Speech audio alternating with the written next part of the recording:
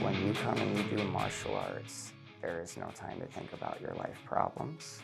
There's no time to think about what's going on in the world. The rest of the world's shut off and you're focused.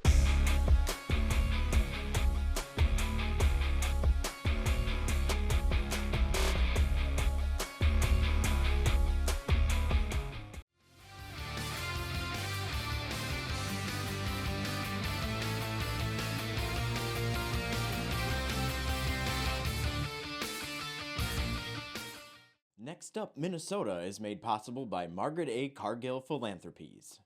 My name is Aaron Sears, Granite Falls, Minnesota. I grew up Fort Bragg, North Carolina, which is now Fort Freedom, and Dallas-Fort Worth area of the great state of Texas. At the Kilowatt Community Center here in Granite Falls, Minnesota, my role is a mixed martial arts instructor. I instruct the mixed martial arts class, which consists of the first hour being boxing and Muay Thai, and the second hour being grappling and mixed martial arts. Same thing as UFC. Key activities we focus on is primarily self-defense, because that's priority. We do allow sport and competition as well, but main focus is going to be self-defense purpose.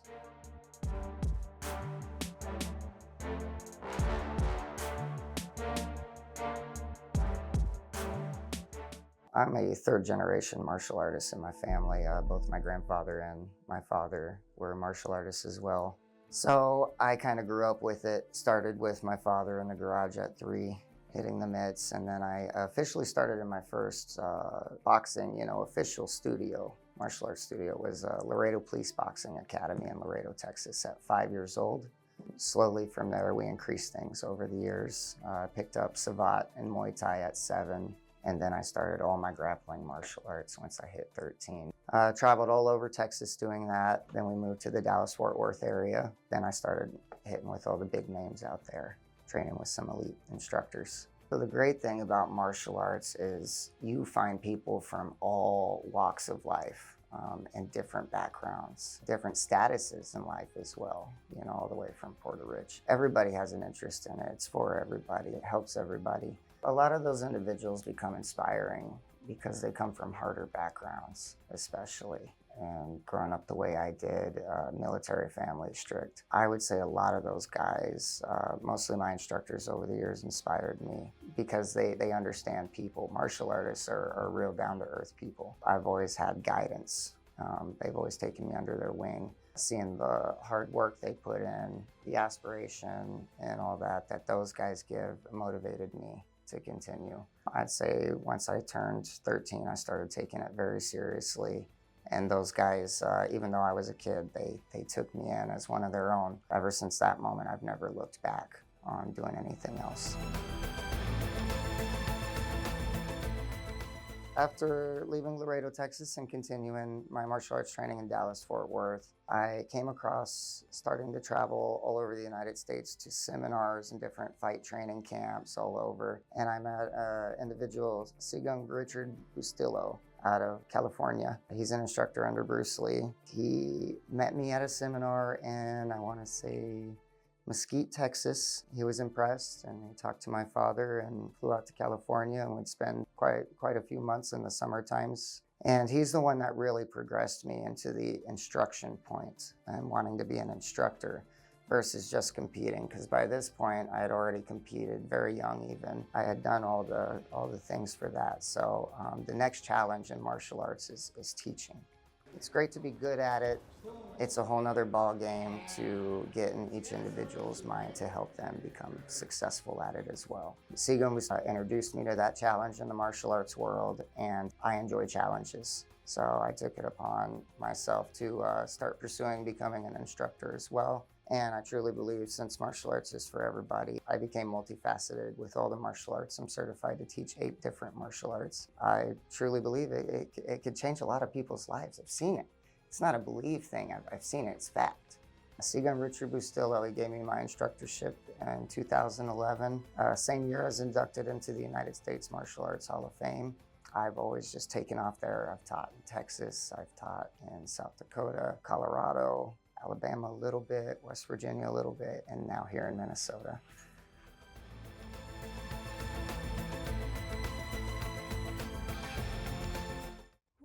say are your role models in the sport and how have they influenced your journey? Definitely the old school martial artists. There's a lot of modern guys you see on TV now that are worth looking up to, I believe. But that generation of the old school, Bruce Lee's and the generation under him, those old school martial arts mentalities, they still have a martial arts mindset.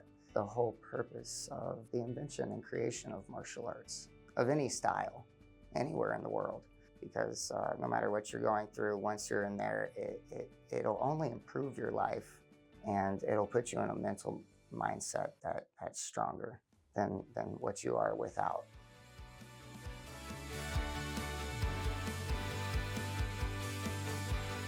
The dynamic, since I am so multifaceted and can teach so many martial arts, is almost limitless. It really is. I've studied so many other styles on top of the 8 that I'm certified to teach that we can add and do anything in there. That's why I love calling it mixed martial arts, not just as a sport, but as martial art too. We can always improve and add things. I'll be doing more classes in different styles later for elderly, disability, all that. And that's a great thing about martial arts is you get a real understanding of what life is, an understanding of awareness of what violence is, of what doing the right thing versus the wrong thing is.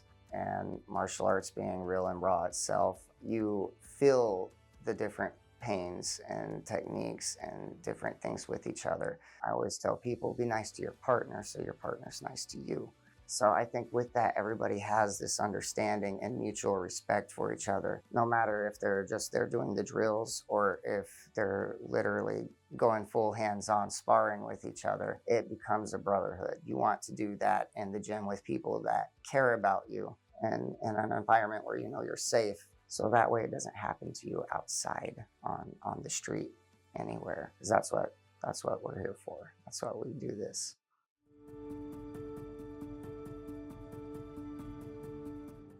How do you keep that brotherhood mentality with the emotion of aggression coming? That comes to the discipline side of the martial arts. Self-discipline is the best discipline for every individual, and it's also one of the hardest, especially in any sport. It's the way the class is structured. It's the way martial arts in general is structured. You have to be humble. It humbles you as an individual, or somebody in there will humble you. For striking, now when it comes to grappling, as we go a little harder on, because that's his world. He's not a newbie in the grappling world. He's just new to the submission zone. Not being the biggest and baddest, everybody knows that. And everybody knows that if they want to continue training, that they have to maintain that self-discipline. I tell everybody when they come in through my door, leave your ego at the door.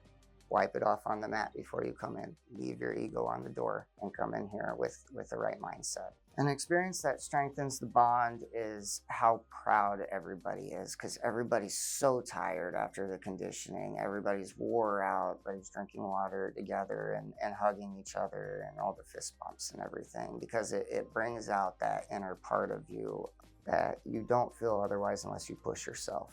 And this is a different push than going to weight room or typical running exercise and that kind of things. Test your mentality, because it's also frustrating to see the improvements as they go along and the success that the students have and how proud they are of themselves, not only themselves, but each other. It's part of what keeps them going. It's fun. That's it. Good try one more time? Yeah. What would you say is your most motivational tactic to keep your students motivated? So that's a big part of the reason why I join them in class. And I do the techniques with them, and I go to each of them and I make sure they know it and they perform it on me. Even though it's 12 different guys choking me in a row. That's the nature of the beast there. The push in general keeps them motivated. I do the drills with them so they see it can be done. And me, I'm not a very big guy. I'm not the strongest guy. There's plenty of guys in there bigger, stronger than me. So that helps them. So I keep them motivated by doing it and encouraging them to continue. And there's different ways to build people up to that. But breaking confidence is not one thing you want to do. This builds self-esteem. When people overcome that, they realize how worthwhile it was.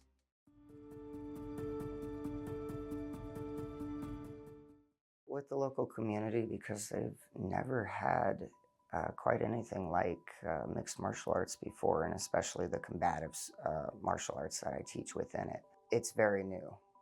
It's very exciting already for a small town, and this is the first time I've had to, or that I've ever taught in a small town. So that's exciting to hear people come up to me and talk about it randomly, and you run into the same people. I see a lot of my students all the time outside of class, which is new for me as well. The bond will continue to grow within the community as such. We'll reach out to people, and as we grow, we'll grow within the community, getting our name around town. Hopefully, when I get the kids' classes going, it'll strengthen within the school system to build future athletes. Martial arts, it's great for everybody to train, but if they pursue it's multifaceted into other things. I hope that it really helps the sports side of the community here. Of course, I will have my program going, but I'm hoping some of the kids that I bring up that decide to go into other sports later, basketball, track, I really hope that this helps benefit the youth in the community more than anything. Their strength and future is what's vital to small towns and small communities like Granite Falls. It'll be a very important part of this. What I like about the class is the coach or the sensei, he's very respectful to you and to everybody else. It doesn't even matter like if you've been a black belt or you're just starting out, he's very willing to start with whatever your capability is. One thing I like about the class is that the teacher is very kind and respectful, and he's very gentle with the newcomers that come and go. It's a good feeling, of course, because it makes me feel like what I'm doing has a direction within the community. As long as people are talking about it and are interested in it, there's a direction for me to pursue, to show it to people and give them the opportunity to do this that they've never had before. And I bring the world-class teachings aspect to it and technique, which just makes it even better for the small town. So when people come up to me, it's very motivating for me to continue to drive and push into this program to make it grow and hopefully one day expand into other small communities or help instructors get started in other small communities. I have had many questions because everybody is familiar with karate, taekwondo, and everybody knows boxing, or they better. This being very new, they're very curious, and I was expecting some backlash or some adversity from somebody, you know, or a hurdle to jump over. Everybody's been really kind and curious. That's actually been real good. I have had backlash before in other places I've trained because it is a combative sport and because they do see it on TV and they don't understand all the strategy and stuff that goes behind it. They just see two muscular guys that look like they're going at it in a brawl, and it's not what it is. So I'm hoping to bring awareness about that into this community as well so they can understand it better and realize how beneficial it is. And that's why when I have the kids' classes, I love that we have all those chairs there because I absolutely highly encourage parents to come watch and ask me questions and all that. I love it. I love it. I love it. Kids' classes are the best to teach, and they ask the most interesting, twisted questions. And that's the great thing about even being an instructor in martial arts. You are always a student of the martial art. Your students help remind you of that when they ask you tough questions. I do have guys come in and, you know, ask me if I can get them a fight right away. And I sure can, but it's not a good idea. And so I don't. But I do get asked challenging questions by the kids from time to time, and they will pick my brain more than I'm able to pick their little sponge brains.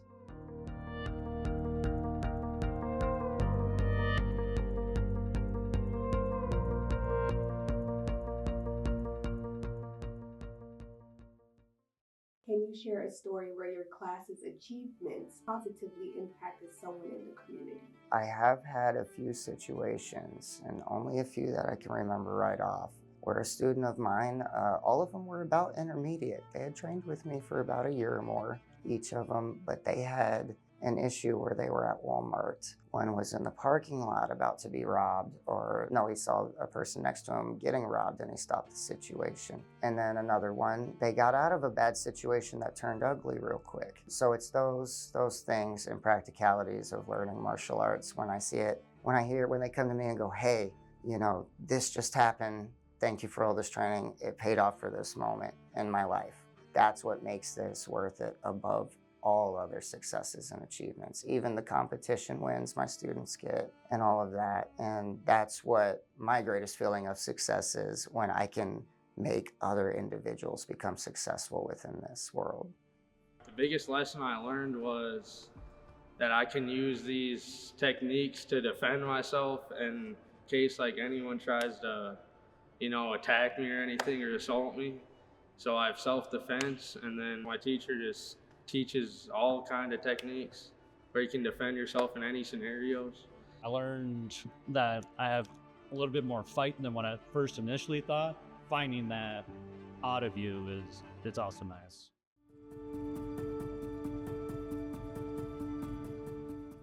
How do you believe your sport can influence social change within your community? That's the great part of, again, me being multifaceted and teaching so many, and martial arts truly being for everybody. This small town community has a good mixture of youth to elderly and a little bit in between. After I get the program fully up and started, I'll be able to cater to all. It's always been a dream of mine to teach at like a deaf or blind school to some partially deaf or blind, is what keeps the challenge going for me that I like. So within this community of Granite Falls, I hope to reach all ages, so everybody realizes it's a healthy choice. It's a great hobby to have. There's not a whole lot going on around here unless you stay active. So my class provides opportunity for people to achieve all those things. If everybody takes a chance and tries one class, I have yet, at least here, to not see somebody return yet. And the reason for that is, when you come and you do martial arts, there is no time to think about your life problems. There's no time to think about what's going on in the world. When you're in there, the rest of the world's shut off and you're focused on what we're doing in there. And after a while, it becomes addictive. And it's a healthy, very healthy addiction to have. I've been a healthy person pretty much my whole life, but I can definitely tell you that there is no higher feeling than when you get good at this and you come and do it and push your limits. No higher feeling. It's a very much sense of peace. You feel relaxed. You feel better as a person, and you walk around with a different confidence and self-esteem. You gotta be a thinker in there. You gotta be a thinker. It's not a mindless activity, so.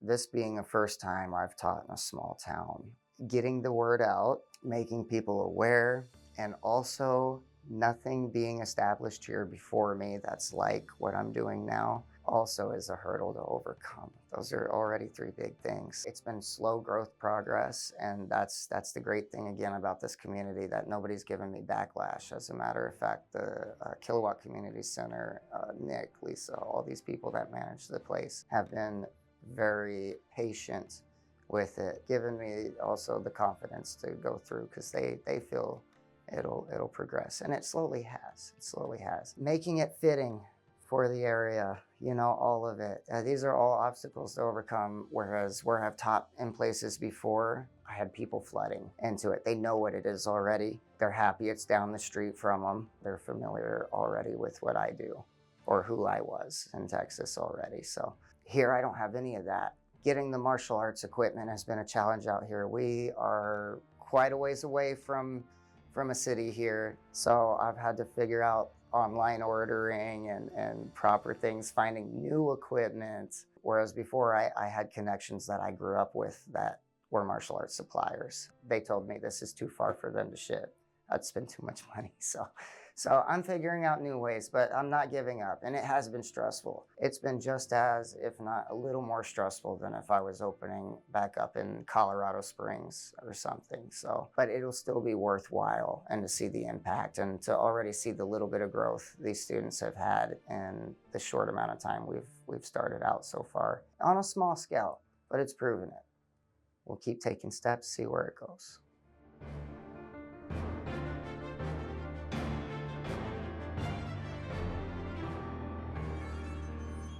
So I've been doing this for 15 years now, teaching classes. I've overcome a lot of hurdles that I don't have too much of anymore. In my earlier teaching days, I would have to learn how to come across the aggressive types, how to talk to children's parents about children that weren't mature enough yet and all that. But I've overcome those things. I've learned how to talk and adapt to people, to make them comfortable with the conversation, to understand more than anything what we're doing. There's no secrets about what I do in here. I want everybody to be good at it. It's one of those things, if I could just pull it out of here and give it, I would.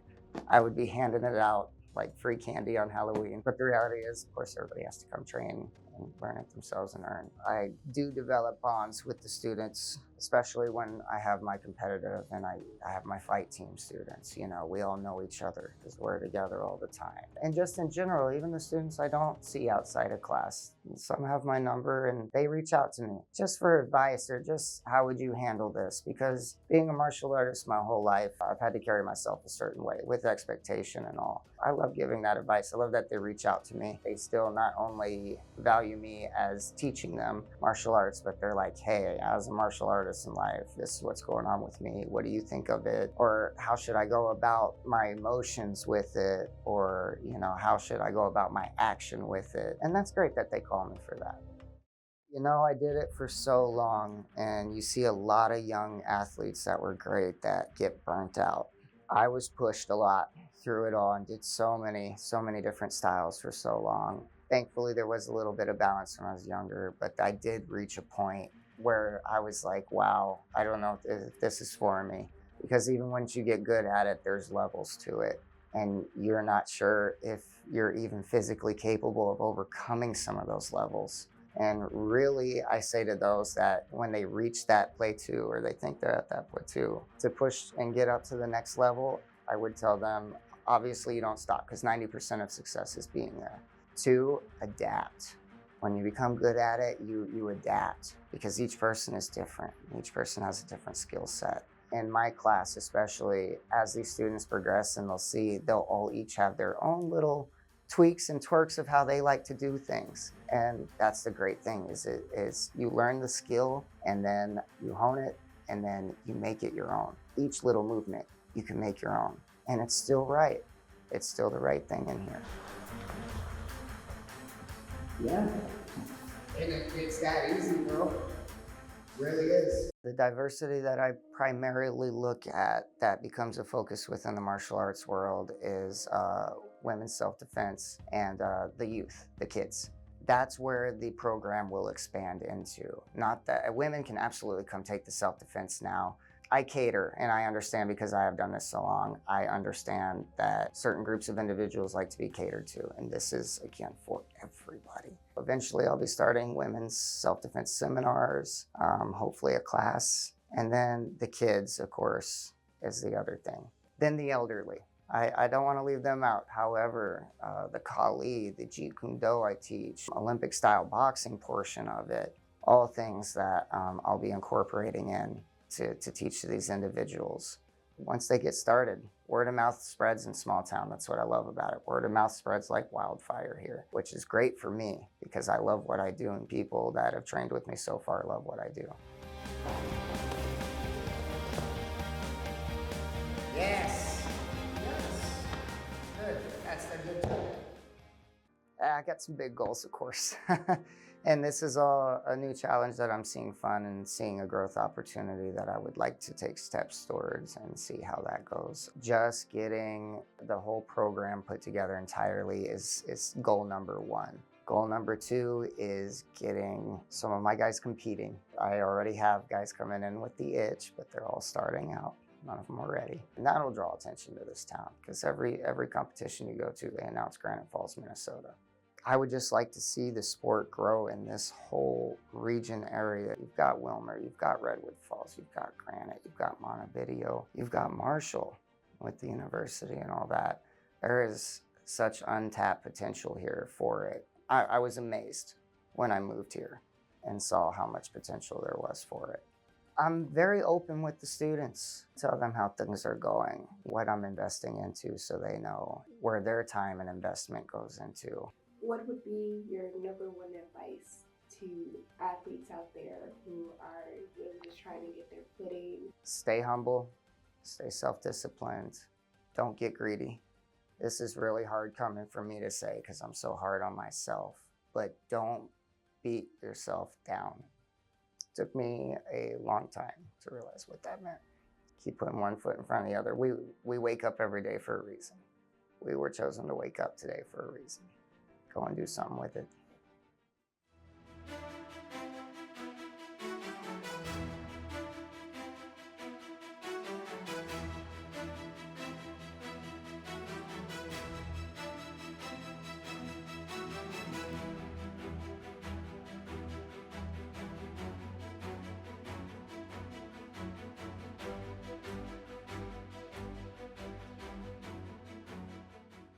Next Up Minnesota is made possible by Margaret A. Cargill Philanthropies.